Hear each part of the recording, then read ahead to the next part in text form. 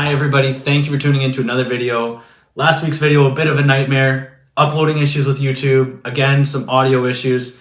It was echoey, now it was muffled, so now I have a hairdo on my mic. Hopefully this clears things up. If not, next video we're going micless. Also, last week I said those were the last stats of 2023. I lied because this week I've got home price index and benchmark price for you. So these are the last stats of 2023 and then on to 2024. So as I've been doing in the last couple months, been doing the benchmark price and HPI numbers at a local level, kind of like a provincial level going over the Toronto market, and then a national level versus the Canada market. So Hastings, Prince Edward County, Greater Toronto, and Canada. So we can see, the big picture, Toronto, which has a huge impact on our market, and then our local market, what's going on here.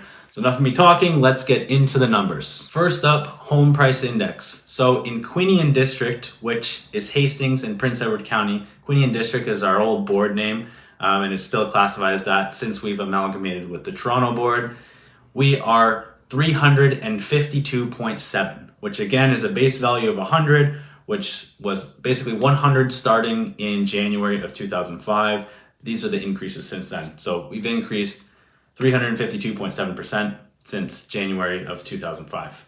Year over year, that's up 3.6%. Year to date, that's up 2.6%. Greater Toronto, 337.8. So year over year, that's down 0.4%. Year to date, that's down 0.3%. So we see green in Hastings, Prince Edward County, red in Toronto. Canada, 298.8. So the reason this is lower is because we're not comparing Ontario, we're comparing all Canada. And a lot of prices in Canada are a lot cheaper than BC and Ontario. So that's what drags that HPI number down, if you're wondering why it's so much lower relatively. Year over year, that's up 0.7%. Canada-wide, year to date, again, up 0.7%. Next up, we've got benchmark price.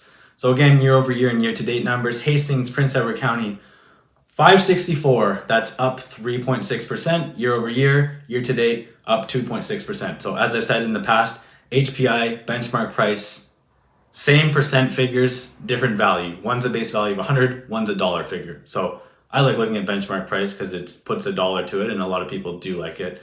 HPI is just this number that no one really knows what to do with. So 564, Hastings, Prince Edward County. Greater Toronto, 1,067,200. And again, down 0.4, 0.3%. Canada, 710, 300. Again, same metrics, up 0.7% year over year and year to date. Great, we have all this data and we have all these numbers, but what do we make of it all and what does it mean? Well, it's actually pretty interesting when we look into it more. So for the last 6 months, since June of 2023, so July, August, September, October, November, December, we've had a steady decline month over month in benchmark price and HPI in Greater Toronto and in Canada. Whereas in Hastings and Prince Edward County, it's actually increased 4 of the last 5 months and the last 2 months in a row. So why is this? Well, if we look at the benchmark price numbers, we see that the purchase price here, or the benchmark price, is about half of Greater Toronto and about 3/4 of Canada. So the reason these prices have been sliding in these bigger city centers, which impacts Canada because Toronto and Vancouver and their suburbs have a huge impact on this Canada benchmark price and HPI because that's where all the population is. The prices are higher, rates staying elevated means mortgages cost more, right? Monthly payments are more, and there's a big difference if you have a $400,000 mortgage here and an $800,000 mortgage there, and your mortgage payment doubles. Like here, it may be manageable. There, it's no longer manageable, right? Unless you have help or you've had huge increases in your income coming in.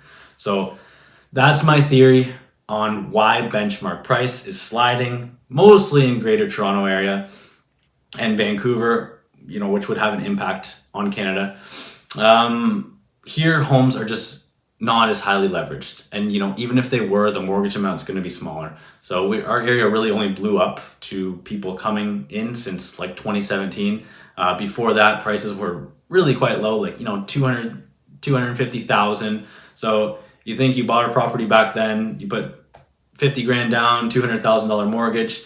Now you have even if it stayed the same, you didn't pay down any principal, 200K, your mortgage doubles, you can still probably maintain it. If not, you can extend your amortization. There's a lot of things you can do. In those markets, it's tough. It would be tough to do that if your payment is increasing that much, which is what's kind of dragged benchmark prices down. Not to mention investors in those markets, selling tenanted condos, selling vacant condos, that's bringing it down as well. Here we don't have that. We don't have as much investment into real estate, just because it's not as much of a thing here, right? We have like people who invest and then people who don't. Whereas there in bigger city centers, a lot of people will dabble in pre-construction or have an investment property on the side, because it's so hard to make money. You need to do it in multiple ways and have multiple income streams. There's a rant. That's my theory. Let me know if you agree with me or disagree with me. Anyways, you have the benchmark price and home price index stats. Hopefully my mic worked a little bit better. Hopefully this video will get uploaded. And again, thank you guys for watching. We'll see you next week for a new video.